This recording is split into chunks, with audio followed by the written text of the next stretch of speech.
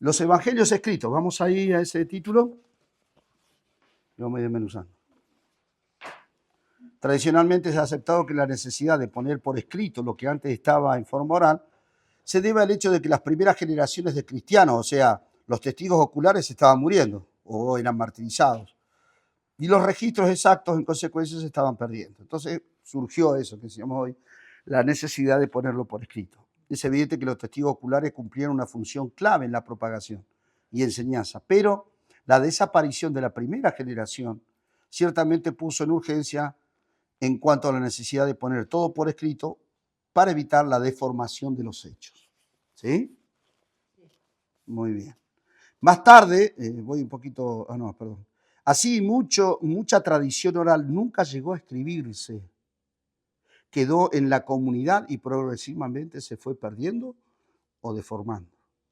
¿Sí? ¿Se acuerdan cuando ahí la palabra dice, y si escribiéramos todos los hechos de Jesús no cabrían los libros en el mundo? ¿Se acuerdan de eso? ¿Sí? O sea que tomaron lo que estaba ahí, lo que ellos pudieron recibir. Sin embargo, más tarde otros registran palabras de Jesús que no fueron plasmadas en los evangelios o hacen los comentarios de lo que él dijo acerca del matrimonio. 1 Corintios 7:10. ¿Sí? Entonces, mucha tradición oral no llegó a escribirse, muchas cosas quedaron allí en el tintero.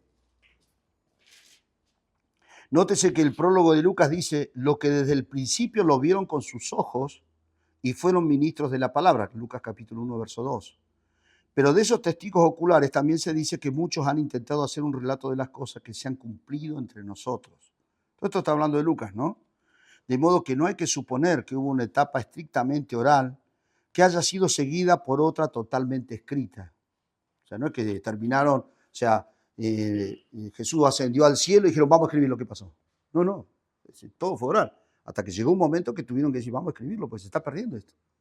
Los primeros, los testigos oculares, los testigos presenciales, los mismos discípulos estaban siendo martirizados, algunos habían sido eliminados y habría que empezar a dejar todo por escrito para que siguiera. ¿Sí? Entonces, ambas se solaparon en el tiempo, aunque es dable pensar que aquella fue la primera. ¿Sí? Fue primera, la oral.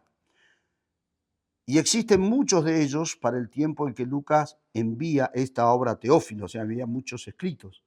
Si asumimos con justa razón que Lucas escribe al principio de la década del 60, entendemos que en los primeros 30 años de la Iglesia comenzó el proceso de sentar por escrito, ya sea espontánea o por alguna razón de orden práctico, las tradiciones orales en su forma escrita. O sea, a partir del año 30 a 35 se comenzó a tener en cuenta que ya, ustedes fíjense que estamos hablando de, sin ir más lejos, los discípulos. Los discípulos tenemos que calcularle fácil, el ministerio de Jesús tendrían 30, 40 años más o menos. Personas que tenían casadas, tenían su familia, tenían sus posesiones, tenían su trabajo, su profesión. ¿Sí? Cuando se encuentra con el Señor. Y pasan a ser los apóstoles. ¿Sí? Muere Jesús, se toma el año 0 de la muerte de Jesús. ¿Se acuerdan de eso? Y ahí 30 años más. O sea que para esa fecha ya tenían 70, casi pisando los 80 algunos. Y ya algunos ya no estaban. Entonces había que dejar escrito. Jesús, cuando llamó a los discípulos tendrían más o menos 30, 35, 40 años, porque ya tenían familia, tenían hijos, tenían posesión, tenían todo.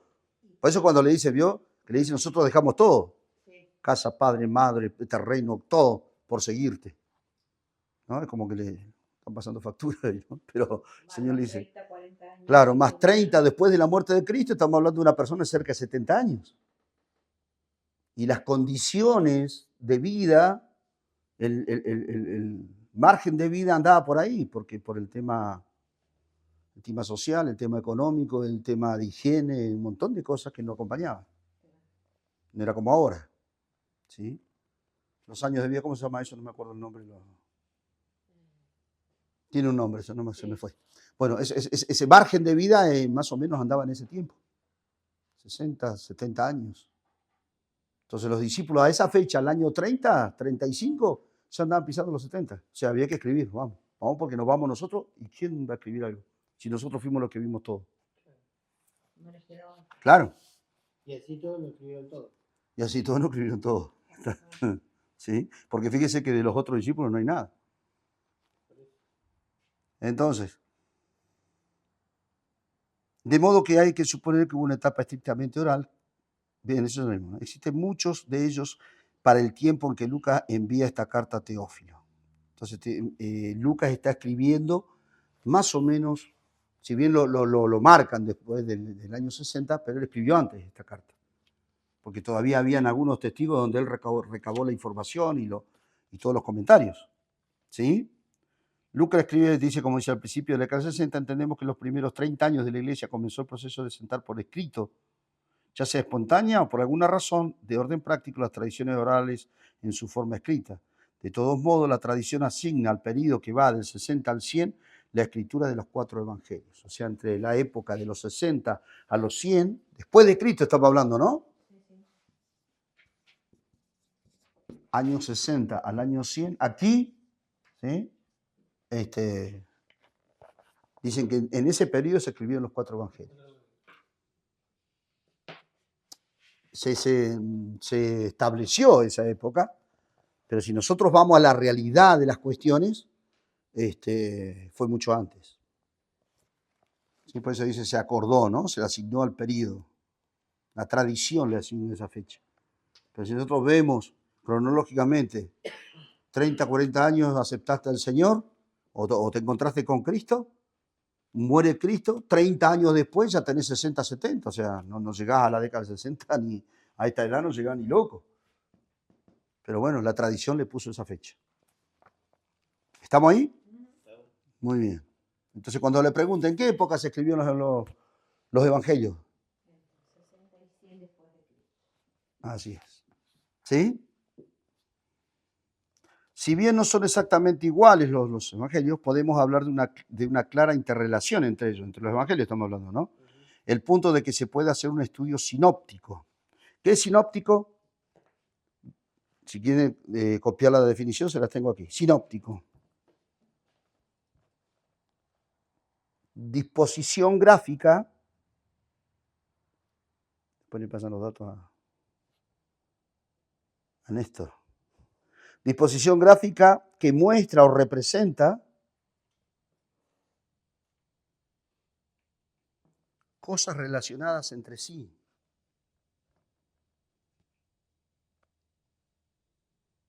Facilitando su visión conjunta. O sea, están relacionados los evangelios y viéndolos, ¿sí? Entre todos, uniéndolos, tenemos una visión más clara de todo. ¿Ah? Entonces se puede hacer un estudio sinóptico de los tres, es decir, una observación o mirada conjunta de ellos comparados. Por esta razón a estos evangelios se los llaman los evangelios sinópticos o simplemente sinópticos. ¿Sí? Designación que se remonta al año 1774, cuando Giesbach lo da por primera vez. ¿Ah? Entonces son los 4 evangelios, como los 4 evangelios o los evangelios sinópticos, porque uno puede juntarlo a todos y los todos están relacionados en lo que están diciendo. ¿Sí? ¿Vamos? Un estudio estadístico.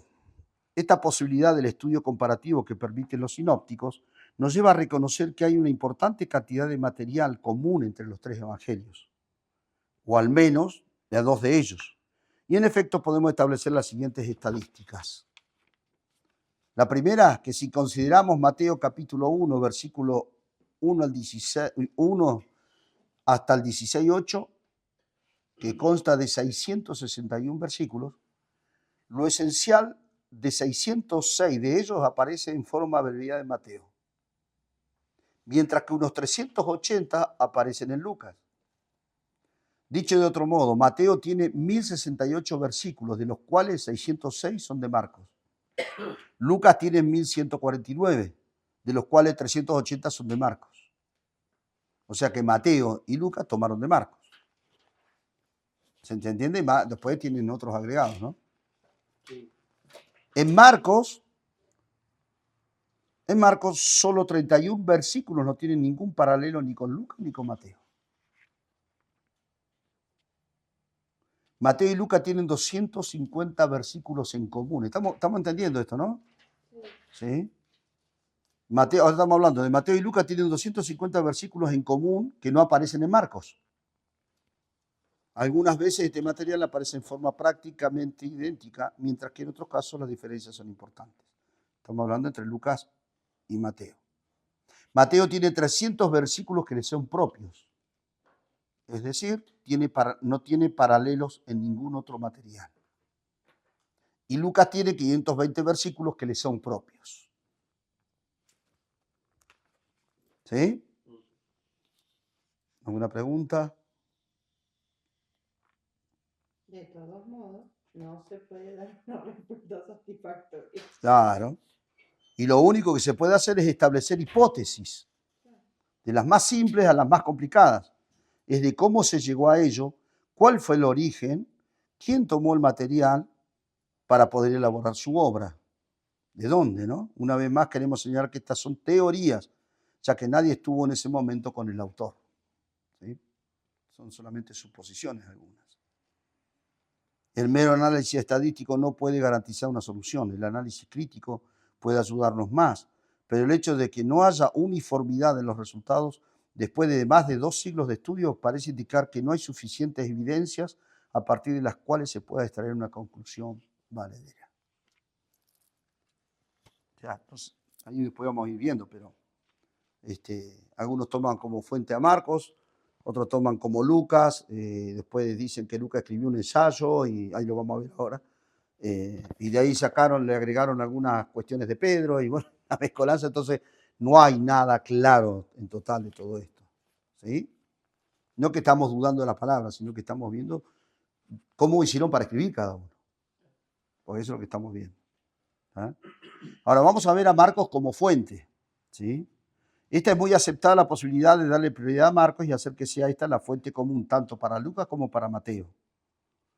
El escritor Lashman afirma que esto estaba respaldado por bases firmes, conclusiones que se basan sobre pruebas formales, como por ejemplo, Mateo y Lucas a veces concuerdan en cuanto al orden, Mateo y Marcos, perdón, pero no con Lucas, en el orden. Marcos y Lucas concuerdan también con el orden, pero no con Mateo. Y Mateo y Lucas nunca se oponen a Marcos. Es un medio trabalengua, ¿no? Sí. La conclusión es que en la gran mayoría de los casos la situación puede explicarse mejor si el mensaje de Marcos hubiese sido usado como fuente por uno de los dos o por ambos. Y esto no quita el hecho de que algunos pocos hayan considerado que Lucas fuese la fuente de los otros dos y que no pocos considerasen que Marcos hubiese escrito una versión condensada de Mateo. Sin embargo, en aquellos lugares donde Mateo y Marcos tienen material en común, el de Marcos es más completo, de modo que puede entenderse mejor como que Mateo, en rigor, condensa a Marcos y no Marcos amplía a Mateo. Por otra parte, aunque Mateo y Lucas no concuerdan en el orden con Marcos, sí muestran un acuerdo verbal con este último, logrando el mejoramiento estilístico, lo que apunta a pensar que Marcos es la fuente de ambos. Son suposiciones, ¿no? ¿Ah?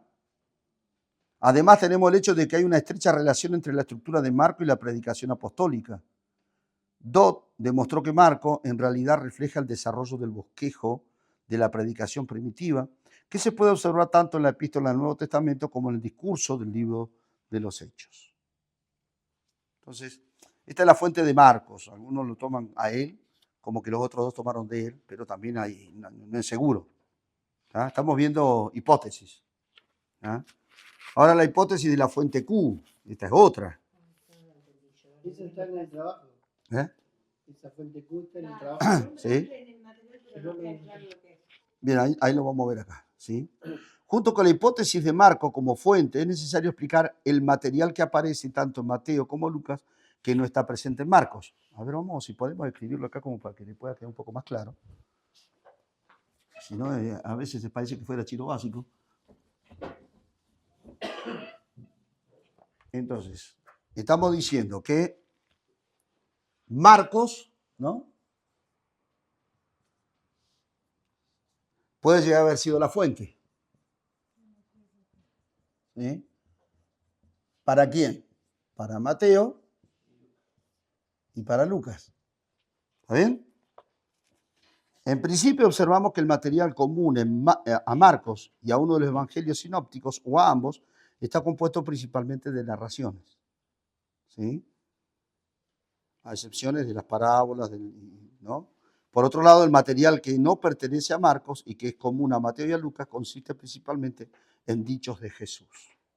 O sea, hay cosas comunes entre Mateo y Lucas, ¿sí?, que no concuerdan con Marcos, no están con Marcos. ¿Sí? No están allí. ¿Sí? ¿Vamos bien hasta ahí? Vayan prestando atención porque es medio borroso todo. ¿Sí? De modo que podría decirse que Marcos relata lo que Jesús hizo y el material que no pertenece a Marcos, lo que Jesús enseñó. ¿Sí? Entonces Marcos relata lo que Jesús hizo. Acá, vamos a poner ahí. Marcos dice lo que Jesús hizo. ¿Sí? Y el material que no pertenece a Marcos, pero que está en Marcos, que fue escrito por él, habla de lo que Jesús enseñó. O sea que Marcos también habla de lo que Jesús enseñó,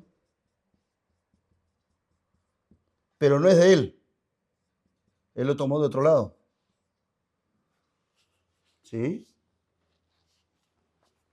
¿Lo toma de Jesús mismo? Sí, lo puede tomar de Jesús mismo o de otra fuente. ¿Está?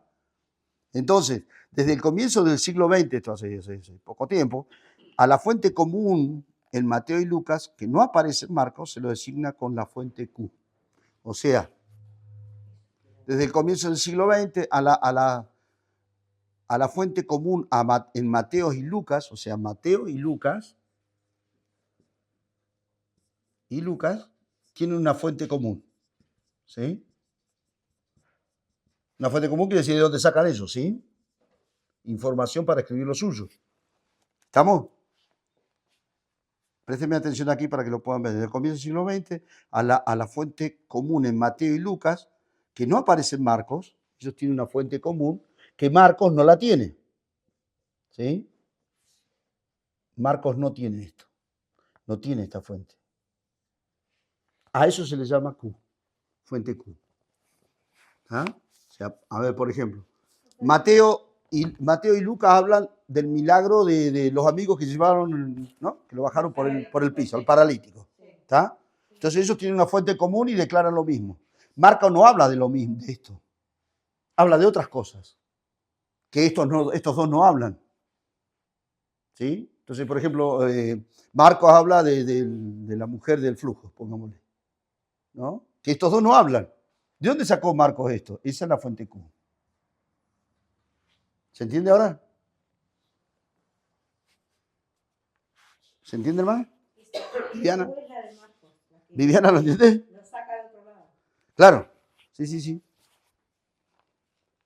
¿Ah?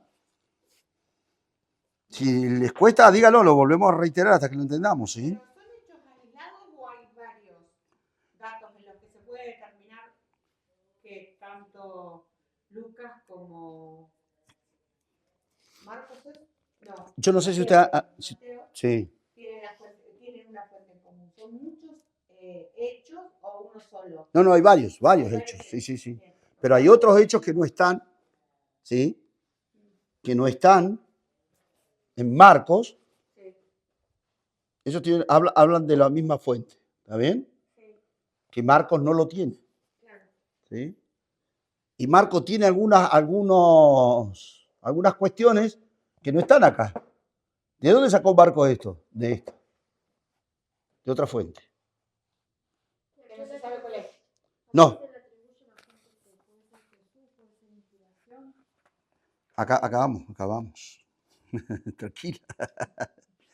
¿Ah? Los eruditos discuten si un evangelista lo tomó de otro o ambos lo tomaron de una tercera fuente. ¿Sí? De hecho, si bien son pocos los que sostienen que Mateo tomó de Lucas, hay quienes se inclinan por suponer que Lucas tomó de Mateo. Sin embargo, esta postura es cuestionable, por el hecho de que Lucas desordena el material de Mateo, que sería la fuente Q. Así, la hipótesis de que el material contenido en Q provenga de una fuente común a Mateo y a Lucas sigue siendo más factible. ¿De dónde sale la fuente Q? Al tratar de reconstruir esa fuente es bastante complicado, ya que entraríamos a considerar suposiciones de suposiciones. Tenemos lo que tenemos, y gloria a Dios que lo tenemos. ¿Sí? Bruce considera que la reconstrucción de Q nos recuerda el esquema general de los libros proféticos del Antiguo Testamento, ya que esta fuente, la fuente Q, contiene elementos del comienzo del misterio de Jesús, algunos dichos generales de él y otros sobre el futuro. Sistemáticamente podría ordenarse en 4 grupos: Jesús y Juan el Bautista, Jesús y sus discípulos, Jesús y sus opositores, Jesús y el futuro. Entonces hay escritos por ahí que hablan de esto. No se los atribuye a nadie, pero fueron tomados de esa fuente, de esos escritos que hay. Anónimo, digámosle. ¿Sí? ¿Se entiende, Viviana? ¿Sí? Muy bien. Una pregunta difícil de responder es si Marcos usó de alguna manera esta fuente, ya que se trata justamente de información que no aparece en Marcos. Por otro lado, tradicionalmente se supone que Q es anterior a Marcos y puede usarse con fines catequísticos en la misión gentil, y que se supone que Q tiene su origen en Antioquía. Fue escrito en otro lado y Marcos tomó de esto. ¿Sí? ¿Para qué? Para la parte catequística. ¿Se acuerda qué era la catequística? La enseñanza. Para poder enseñar. Para, no sé si para rellenar la enseñanza, pero sí para que se mejore. ¿Está? Entonces, por ejemplo, para que lo veamos un poco más práctico. Yo y Néstor escribimos de la vida de Viviana. ¿Sí? Estuvimos con ella, tenemos más o menos los mismos, la conocemos de la misma forma, conocemos las cosas que ha hecho Viviana y escribimos sobre ella. Pero Viviana no estuvo acá, también estuvo en otro lado. Porque Jesús no estuvo solamente en Jerusalén, estuvo en varios lugares. Y de allá también escribieron cosas de Viviana. Entonces, otro que va a escribir va a tomar de allá, de lo que vivió Viviana. Y esa puede ser la fuente Q, no sabemos quién es. Pero también lo podemos tomar para enseñar. ¿Se entiende? ¿Se comprende mejor ahí? ¿Sí? No tenemos quién escribió la fuente Q, de quién es el que lo hizo, no tenemos idea. Pues dice, traíamos a puras suposiciones. ¿Ah? Se los atribuye. Ustedes van a tener una pregunta ahí cuando dice, según el Evangelio, ¿qué quiere decir el Evangelio según? Es una de las primeras preguntas que tienen para el trabajo. Y van a tener que ver ahí también, leer bien el material después, a fondo, para responder esa pregunta. Es sencillo, sí, no es para complicarse. Una cosa que se observa en cuanto al material de Q en Mateo y en Lucas es que algunas veces los dos evangelistas tienen coincidencias verbales asombrosas, mientras que otras no. Esto ha dado pie para que se formulasen distintas teorías con respecto a Q. Una de ellas es la que sostiene, dos versiones de que Q en griego de un original en arameo, de que Q es en griego, el original, ¿sí? En arameo. Esto explicaría la afirmación de Papías, que dice que Mateo juntó los oráculos en el habla hebrea y todos los traducían como mejor lo podían. ¿Se entiende? Juntó todos los dichos en un idioma, en el hebreo, y cada uno lo interpretaba como mejor le parecía, o como mejor lo entendía, ¿sí? La logia, traducidos como oráculos, podrían ser términos apropiados para el contexto de Q, aunque no hay muchas suposiciones diferentes al respecto. Los dichos.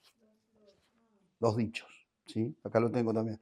Respuesta que una deidad daba a una consulta a través de un intermediario y en un lugar sagrado. Son pronósticos, predicciones, dichos. ¿Sí? Entonces, lo que se decía en aquel lugar. Se tomaba la fuente Q, ¿vio lo que yo le decía? Allá también se escribió de Viviana, o se decían cosas de Viviana. Eso también se tomó. Pero en el hebreo. Entonces, cada uno entendía lo que podía entender.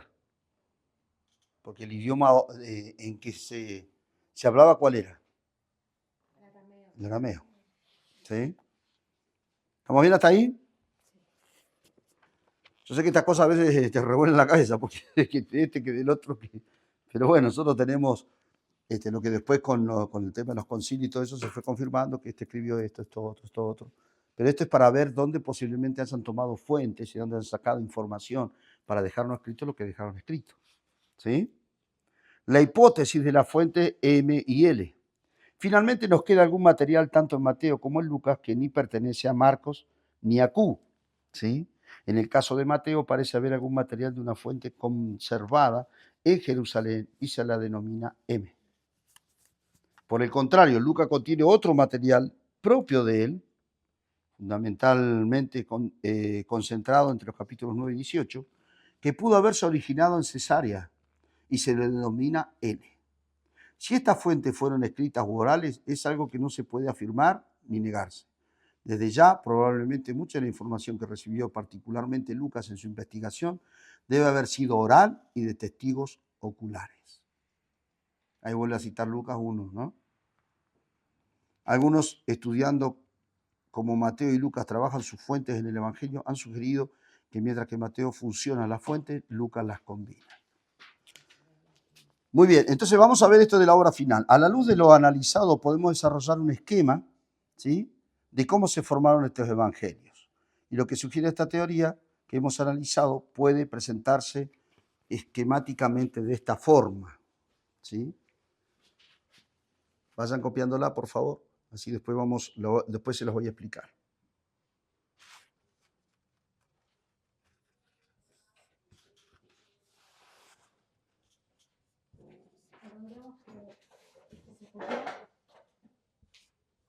Sí.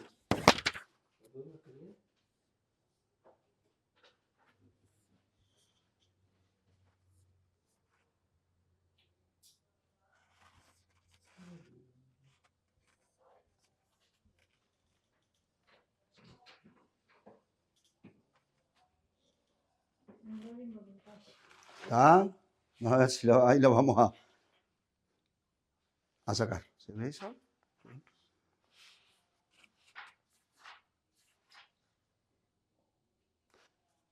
Cuando termine lo explicamos.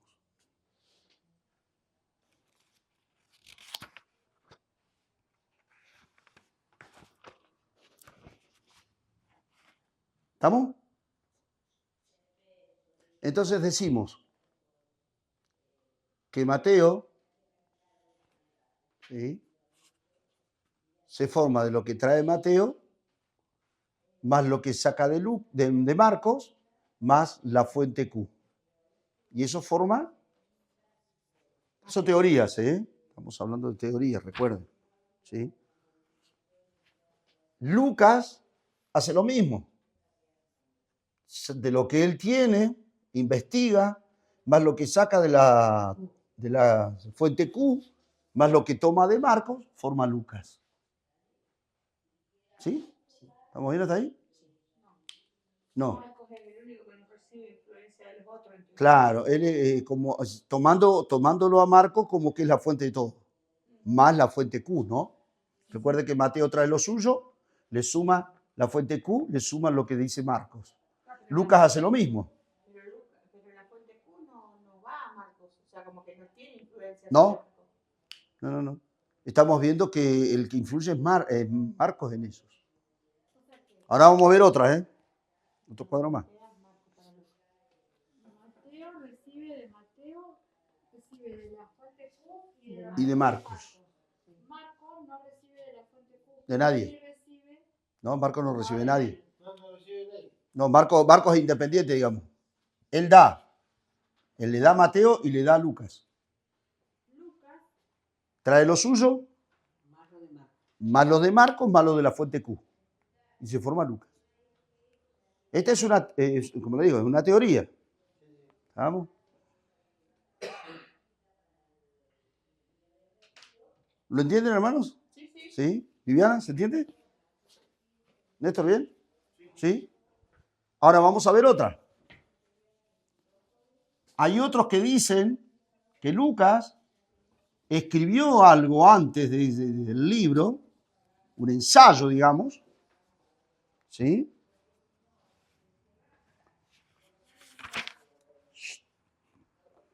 La teoría del proto-Lucas se llama. ¿Sí? Póngalo, ¿lo tienen ahí? Sí. Bien. Dijimos que hay 3 teorías para la formación de los evangelios. Una muy difundida, la creación de la primera versión de Lucas, llamada convencionalmente Proto-Lucas. Este sería un borrador preliminar del evangelio que se obtuvo por la información proveniente de Cesarea. Él escribió algo, recibió de Cesarea un escrito, comentarios, dijeron, testimonios, y escribió algo. Cesarea era un lugar. Era un lugar, sí, Cesarea una ciudad, digamos, Sí, ¿sí? sí, sí. Que estuvo Jesús por ahí. Sí, sí. Y de otros lugares recibió también, al cual luego se le insertó el material de Marcos. Según los eruditos, esta solución para Lucas es más conveniente que la anterior. Entonces podemos decir que Lucas tenía lo suyo, esta es la fuente Q, ¿sí? Con eso él forma el proto-Lucas, o anterior al libro de Lucas, quiere decir esto, ¿sí? ¿Está? Él formó esto, con estos dos. Con la fuente Q, lo que trajo de Cesarea, más lo que él investigó, ahí forma un ensayo. ¿Ah? A esto, él le suma lo de Marcos. ¿Y qué termina saliendo? El libro de Lucas. ¿Estamos bien? Esta es otra teoría, la teoría del O proto-Lucas. sea, Marco iría a Proto-Lucas y ahí sale de Lucas. Claro, no. Para salir el libro de Lucas, para que salga esto, Lucas toma lo de él, lo que él sabe, investigó. ¿Sí? Después toma los comentarios de la fuente Q que viene necesaria y lo que dijeron y todo lo que él recibió de ahí. Sí. No es más fácil decir que Lucas y la fuente Q y Marcos formaron a Lucas. Claro, pero primero él hizo un ensayo acá, Lucas. Con lo de él y con esto hizo un ensayo. A esto le sumó lo de Marcos. Es una teoría igual. Claro. A esto le sumó lo de Marcos y ahí formó Lucas. ¿Está? ¿Lo entiendes? ¿Está? No es tan, así, viéndolo gráficamente así, no es tan difícil entender. ¿No? Porque lo que leímos es un cachengue. O sea, según la teoría, los 4 evangélicos fueron hechos por uno solo. Los 3. Los tres. El de Juan es uno. Fíjese que de Juan no estamos hablando nada. No.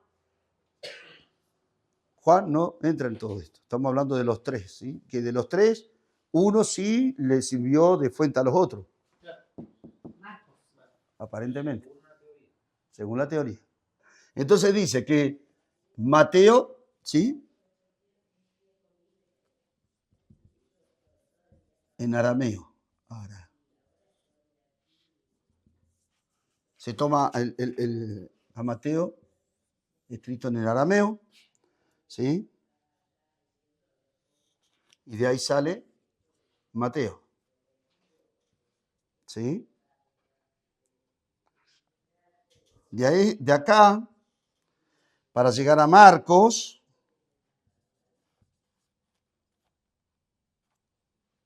que supuestamente, fíjese que esta teoría donde no estaba, Pedro le escribe a Marcos. ¿Quién era a Mateo, perdón. ¿Quién era el escritor de Pedro? Marcos. Marcos actuó como secretario de Pedro. Esta es una teoría, ¿sí? Estamos hablando de eso. Mateo tiene todo lo de él en arameo, porque es el lenguaje que siempre estuvo, ¿sí? En el cual nació y se crió. Entonces aquí entra, miren, las experiencias de Pedro. ¿Por qué? Porque Pedro le está escribiendo, ¿sí? Le está escribiendo a Mateo. Leyeron ahí el material, ¿verdad? Entre los teólogos católicos se ha promovido la prioridad de Mateo, o sea, Mateo como base, ¿sí? Entonces Chapman expresó su opinión al respecto diciendo que Pedro escribió en Roma y usó el Evangelio de Mateo para eso, como libro de texto para su predicación, a la cual añadió sus propias experiencias y recuerdos. Marcos era su secretario, o sea, Pedro quería escribir, dijo, Marcos, escribime, y yo estoy dictando. Entonces fue dictando y Marcos fue sacando información de ahí. Yo entendí al revés. ¿Pedro era secretario de Marcos? No. Marcos, secretario de Pedro. Pedro estaba escribiéndole, tomó como fuente, Pedro quería preparar un mensaje. Dijo, ¿dónde sacó fuente? Y voy a Mateo. ¿Sí? Entonces dijo, voy a escribir, voy a hacer algo, ¿sí? Basado en Mateo.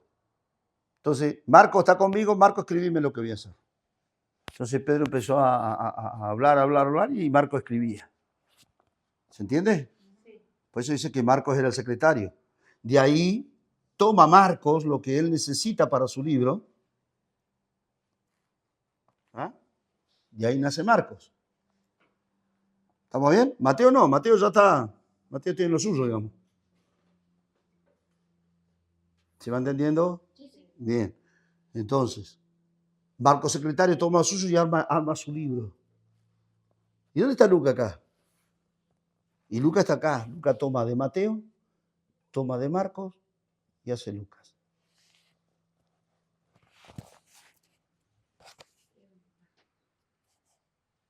Claro, lo que decía, eso de Lucas es lo que decía en el primero,